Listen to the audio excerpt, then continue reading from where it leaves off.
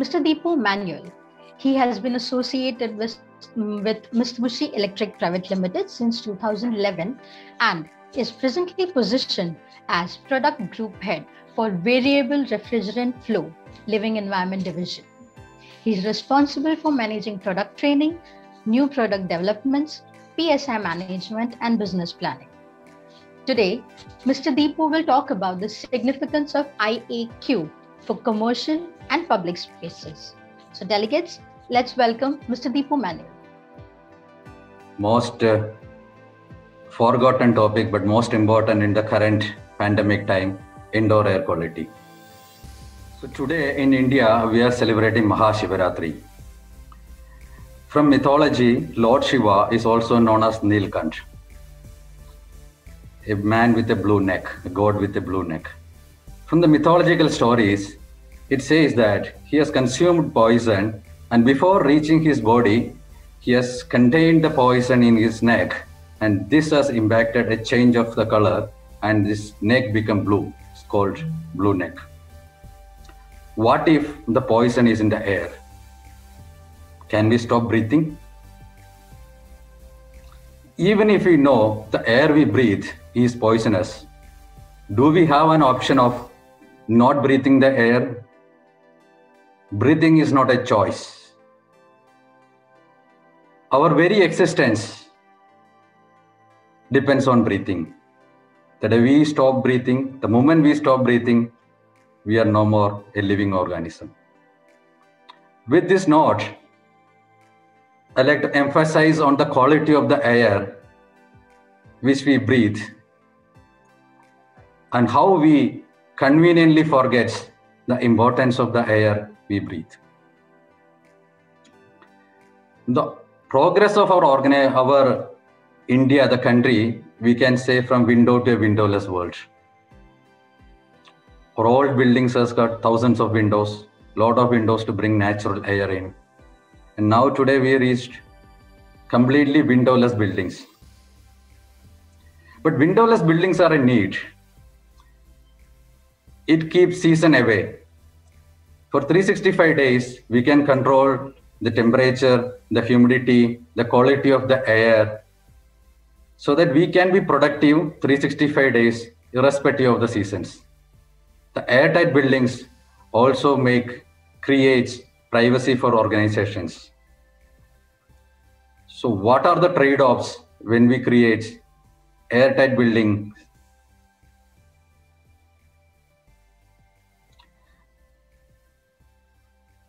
There is a false beliefs among the people that the pandemic has tried to help to increase the air quality. Yes, it has increased the visible air quality. But what about the non-visible pollutants present in the air? Did they change? Are we still breathing the same bad air, except for few particles only, which are visible to us? When we talk about indoor air quality, before the pandemic hit, it was PM 2.5 only. Lot of filters, lot of products available, commercial advertisements. Okay, we reduce PM 2.5, good for you. But is indoor air quality is only suspended particles? Then came COVID-19. Suddenly people start talking about viruses, microorganisms present in the air. Are these two are the only two components of indoor air quality? So I like to refer to the Indian standard, a draft standard published by ISRE. Globally, we have various standards from WHO to US, Japan, various countries.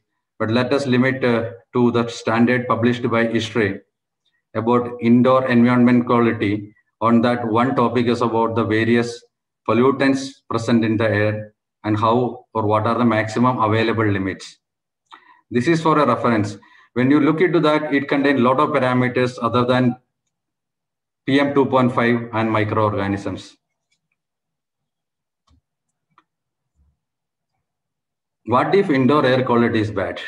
It is like a slow poison. Collectively, all the disease which arising out of bad air quality, bad indoor air quality is known as sick building syndrome.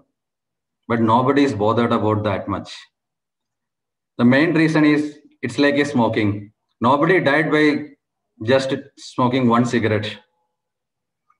So it is called confirmation paradox. Okay, you smoke one cigarette, it doesn't impact you. So keep on smoking till it impacts. Same with indoor air quality. Slowly and steadily, it is spoiling the health. But since it is not visible immediately, we conveniently forget the fact. The second paradox of people is like acquired immunity from inhaling bad air. So people normally relates with water. If I take a contaminated water, my body get an acquired immunity from various microorganisms. So that will increase my immunity. Will that same applicable to air? No. Air pollutants contain microorganisms, but it also contains various gases, suspended particles, which creates a permanent damage. It's like a broken heart. It can never be repaired.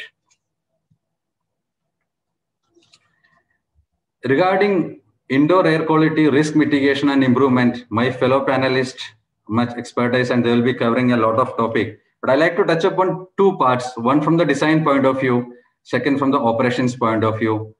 From air conditioning is one of the tools which can be used to increase the air quality. But this has to start from the design stage.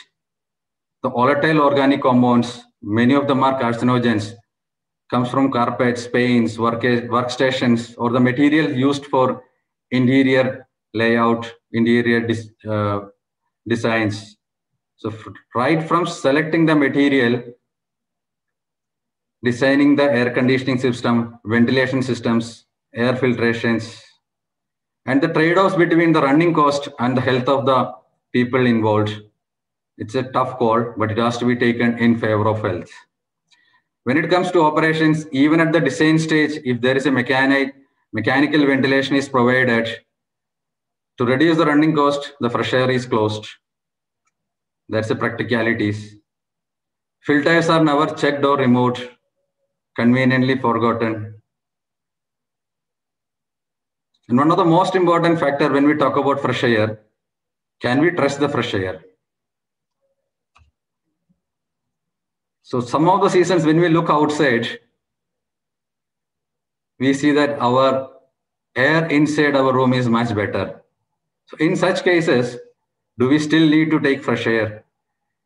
Do we still need to intake fresh air to maintain indoor air quality?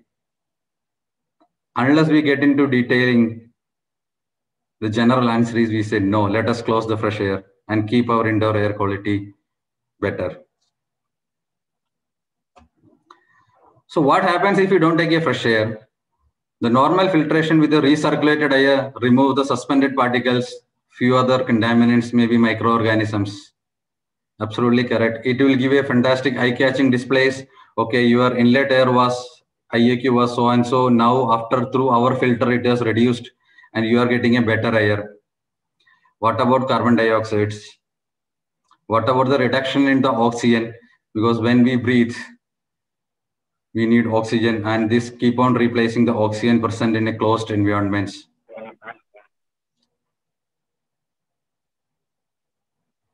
So what is the solution for a good indoor air quality? Both inside and outside air is equally bad in most of the cities in India.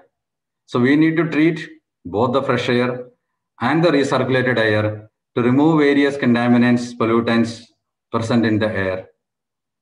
Fresh air is very important. We need to bring in oxygen.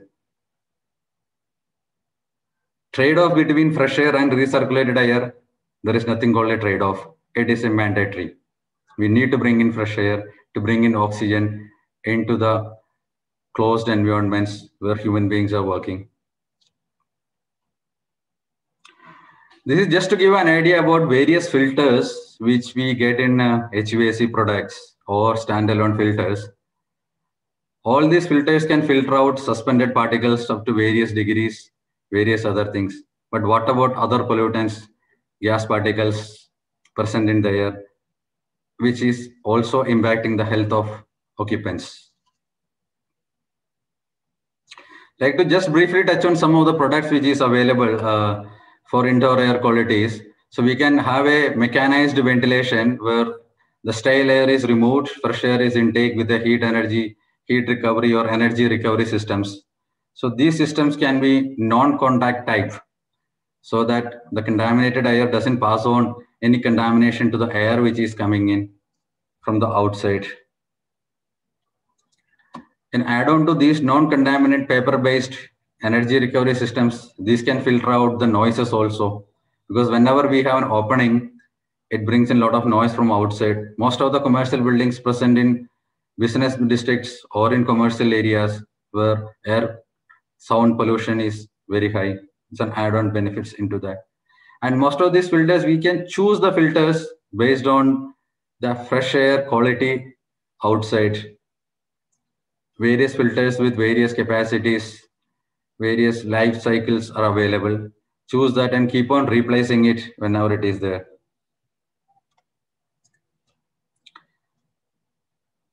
Indoor air quality, it's like a slow poison. There is no escape from breathing. Even if you're aware that it is bad, poisonous, we have to breathe.